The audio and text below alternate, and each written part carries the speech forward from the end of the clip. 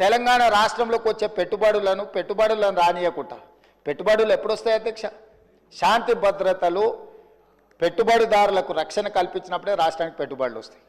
ఈరోజు ఏ మంచి పని చేపడదామన్నా దానికి ఒక దురుద్దేశాన్ని ఆపాదించి, ఆ దురుద్దేశం ద్వారా తెలంగాణ రాష్ట్రం మొత్తం కుప్పగూలిపోయింది. ఈ రాష్ట్రంలో శాంతి భద్రతలు లేవు, ఈ రాష్ట్రంలో మీరు పెట్టుబడులు పెట్టకండి, ఈ రాష్ట్రం దివాలా తీస్తేనే తప్ప మాకు సంతోషం కలగదు అన్నట్టుగా ఈరోజు మాట్లాడడం ఏమాత్రం సమంజసం కాదు అధ్యక్ష. ఈరోజు ఈ రాష్ట్రంలో శాంతి భద్రతలను ఆనాడు 2004 నుంచి 2014 వరకు ఏది ఎట్లున్నా హైదరాబాద్ నగరంలో ప్రధానంగా శాంతి భద్రతల విషయంలో ప్రభుత్వం ఏమాత్రం ఆనాడు రాజీ పడకుండా మేము చేసిన ప్రయత్నాలు తెలంగాణ రాష్ట్ర అభివృద్ధికి ఎందుకో అనుకూలించినాయి.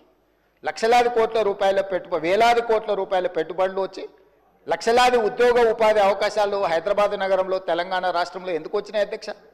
ఆనాటి ప్రభుత్వాలు తీసుకున్న నిర్ణయాలు, నేరగాళ్ల పట్ల వ్యవహరించిన తీరు, కఠినంగా వాళ్ళని అణచివేయడంతో ఈ రాష్ట్రానికి పెట్టుబడులు వచ్చినాయి, సంస్థలన్నీ వచ్చినాయి అధ్యక్ష. ఈరోజు సైబరాబాద్ ప్రాంతం కానీ, హైటెక్ సిటీ ప్రాంతం కానీ, ఔటర్ రింగ్ రోడ్ ప్రాంతం కానీ, అంతర్జాతీయ ఎయిర్పోర్ట్ ప్రాంతం కానీ, గచ్చిబౌలి కానీ, ఇలా చెప్పుకుంటూ వెళ్తే రాయదుర్గం కానీ ఇవన్నీ ఎప్పుడు విస్తరించినాయి అధ్యక్ష? ఎప్పుడు అభివృద్ధి చెందినాయి?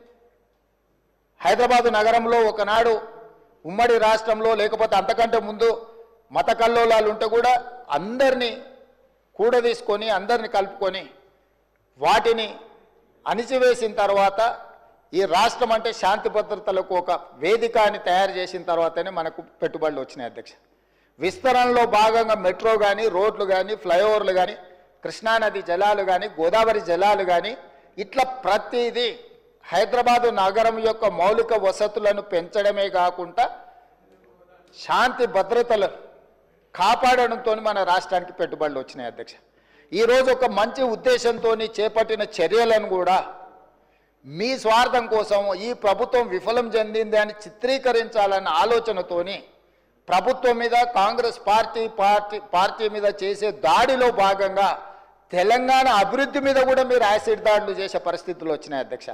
తెలంగాణ కుప్పగూలాలన్న ఒక ఆలోచనతోని కుట్రపూరితంగా అన్ని రకాల వేదికల మీద తప్పుడు ప్రచారం చేయడం వల్ల ఈరోజు తెలంగాణ ప్రతిష్టను మసకబార్చే ప్రయత్నం చేస్తున్నారు అధ్యక్ష.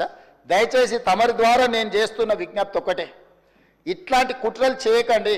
ఈ కుట్రలు తెలంగాణ రాష్ట్రానికి ప్రయోజనం కాదు. రేపు భవిష్యత్తులో మీరు అధికారంలోకి రావాలన్న ఆలోచన చేస్తున్నామని మీరు పదే పదే చెప్తారు. చాలా దగ్గరలో వచ్చేసారి మేమే అధికారంలోకి వస్తామంటారు. మరి వచ్చేసారి మీరు అధికారంలోకి రావాలంటే రాష్ట్రం దివాలా తీసి రాష్ట్రం మొత్తం తగలబడిపోయి రాష్ట్రానికి పెట్టుబడులు రాకుండా వచ్చిన పెట్టుబడులు ఇతర రాష్ట్రాలకు తరలిపోయి ఇది జరిగితే ఈ రాష్ట్రానికి ఏమైనా ప్రయోజనం చేకూరుస్తుందా? ఎందుకు విజ్ఞతతోని 10 సంవత్సరాలు ప్రభుత్వం నడిపారు. గతంలో కూడా 20 ఏళ్ళలో 30 ఏళ్ళలో మేము ప్రభుత్వంలో పనిచేసినాం, తెలంగాణ కోసం ఉద్యమాలు చేసినామని ఎవరైతే నాయకులు చెప్పుకుంటున్నారో మీకు సోషల్ రెస్పాన్సిబిలిటీ లేదా? Only political responsibility, only power మాంగర్స్గా మీరు మారి అధికారం మాకు ఉండాలి, అధికారం పోతే ఒక క్షణం కూడా మేము భరించలేము, అధికారం లేకుంటే ఒక క్షణం కూడా మేము ఉండలేము అన్న విపరీతమైన పోకడలు ఏ రకంగా తెలంగాణ సమాజానికి మేలు చేస్తాయి అధ్యక్ష? ఈరోజు తెలంగాణ రాష్ట్రాన్ని ప్రపంచ చిత్రపటం మీద పెట్టాలి అని మేము చేస్తున్న ప్రయత్నాలను మేము నిరంతరం పెట్టుబడులను ఆకర్షించే ఉద్యోగ ఉపాధి అవకాశాలు పెంచాలని ఏదైతే ప్రయత్నం చేస్తున్నామో, శాంతి భద్రతలను కాపాడాలని మేము నిర్విరామంగా చేస్తున్న కృషి, మేము వచ్చిన తర్వాత అది గణేష్ నిమజ్జనం కావచ్చు, లేకపోతే మొహరం కావచ్చు, బక్రీద్ కావచ్చు, అన్ని మతాలకు సంబంధించిన పండుగలలో ఎక్కడైనా చిన్న చెదురుమదురు సంఘటన కూడా ఏదైనా జరిగిందా అధ్యక్ష? ఈ 15 నెలలలో ఎక్కడైనా శాంతి భద్రతల విషయంలో ఎక్కడైనా మేము రాజీపడ్డామా అధ్యక్ష? ఈరోజు ఈ రాష్ట్రాన్ని దేశానికే ఒక ఆదర్శ రాష్ట్రంగా తీర్చిదిద్ది అత్యధికంగా విదేశీ పెట్టుబడులను తీసుకొచ్చి ఈరోజు ఇన్ఫ్లేషన్ విషయంలో, ధరల నియంత్రణలో దేశంలో నెంబర్ 1 అధ్యక్ష. 1.3 ఇన్ఫ్లేషన్ ఉన్న రాష్ట్రము భారతదేశంలో ఏదైనా ఉందంటే తెలంగాణ.